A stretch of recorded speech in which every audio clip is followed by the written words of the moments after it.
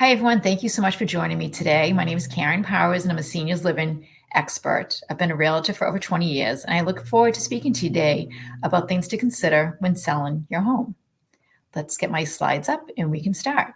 Things to consider when selling your home. We'll begin where to begin, things to consider.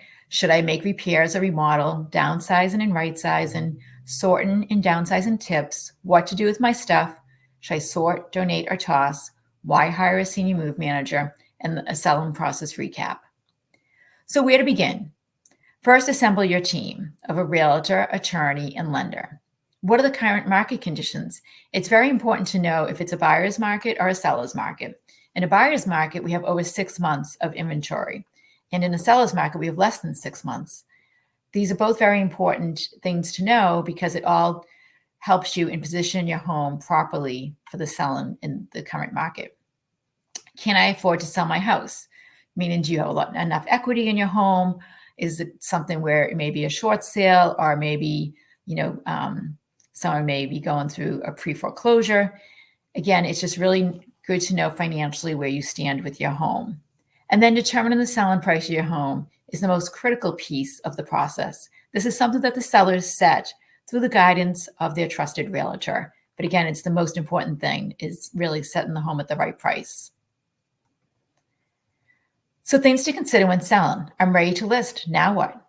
Well, let's go through your home. You need to declutter, remove, depersonalize, and edit.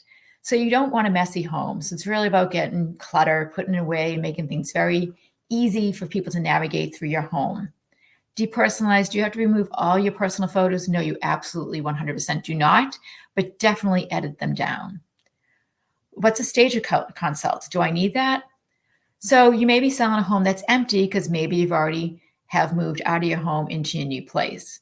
They say that homes sell 3 times faster if they are staged. Doesn't mean you need to stage every single room, but again, this is something that your realtor will guide you through. Do a deep clean or hire a cleaner.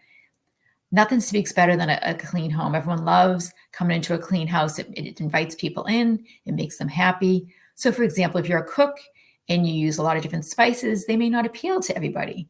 So you want to neutralize the scent. And the same goes for pets. Some people have allergies. So you want to make sure that the home does not smell of the pet. So first impressions is still the most important. Consider curb appeal. It's in the springtime. You want to make sure the gardens are mulched and weeded. And maybe you want to put out some nice flowers. Take care of any chipped paint, or maybe you need to paint the front door because it's faded. You just really want to show the house in the best possible light and have the buyers really have a great sense when they walk up to the front door. Should I have a pre-inspection on my home or a Title V inspection? So a pre-inspection is a personal decision. And again, I would listen to the guidance of your realtor on that. For a Title V inspection, I would say absolutely 100% do this prior to putting your home on the market. In the state of Massachusetts, these reports are good for 2 years, but it's best not to have any surprises for you, especially if you're in a certain financial situation or what have you. So it's best to do this upfront so you're not surprised. Have professional photos taken of your home, 100%. Nothing annoys me more than people when I do not see that realtors have put professional photos. So it's 99% of buyers start their search online. So you're in a very competitive marketplace and you want to make sure that your home is seen in the best light and by as many people as possible. So should I make repairs or remodel? So according to the Cost versus Value 2023 annual report, the best value, the best return you're getting is an HVAC conversion. The same you're getting back almost 112% of your investment. Next, siding replacement was 108%, followed by manufactured stone veneer.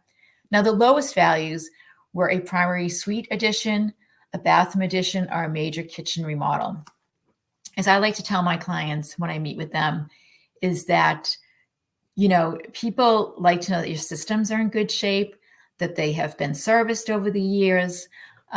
That's really important because if they know coming into it that they have to replace a roof, it's not as fun as replacing a kitchen, right? Because the kitchen's like, people get excited. They want to do that. And maybe they're not doing that right away. Maybe they're doing it down the road. But again, They want to personalize it themselves. So I know many people say, oh, I'm going to do it because this is what buyers want. But you may get that buyer who doesn't want that. They may be a little bit different. So again, and you're not going to get your return back on your investment. So I would really talk to your trusted realtor and see what they have to say, because I believe that they can save you a lot of money up front by telling you what you should do and what you shouldn't do, because that's really, we really don't want you to have to spend a lot of money to get your home ready for sale.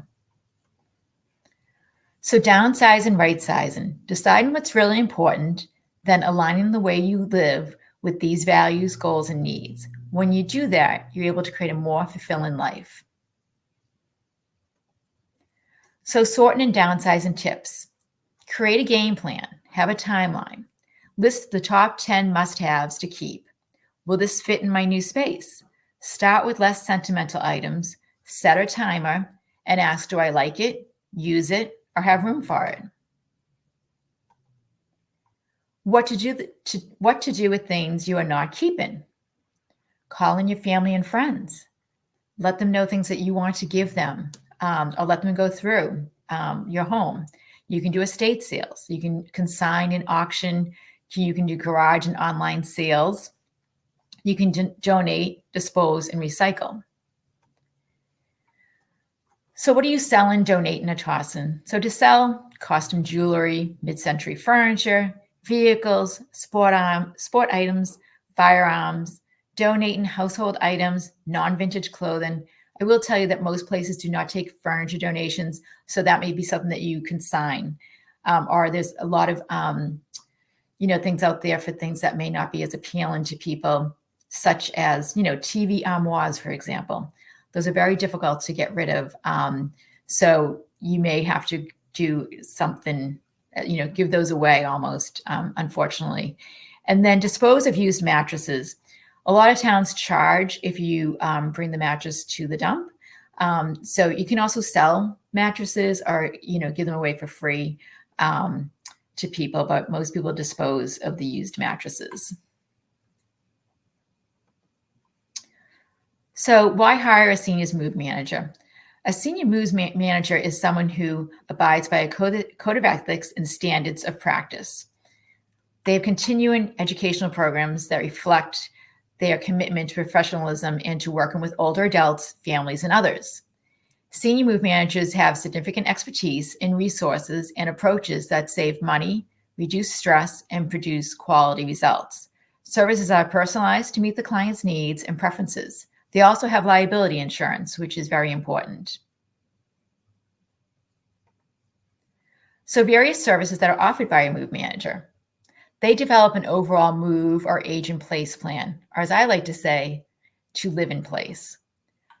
They will help you organize, sort, and downsize, customize floor plans. So they'll help you figure out what's going to fit into your new space, especially if you know that you may be going into an independent community or an assisted living community. They'll do floor plans, so it'll better help you organize and to get ready for that move. They'll also arrange for the profitable disposal of unwanted items through auction, estate sales, buyout, consignment, donation, or a combination of the above. Interviewing, scheduling, and overseeing movers. They arrange shipments and storage, supervise and oversight of the professional packing, unpacking, and setting up the new home for you. Related services such as cleaners, waste removal, shopping, senior escort, assisting with selection of a realtor, and helping prepare the home to be sold. They really are a great resource. And I have a team of them that I do work with that I would be happy to introduce you to.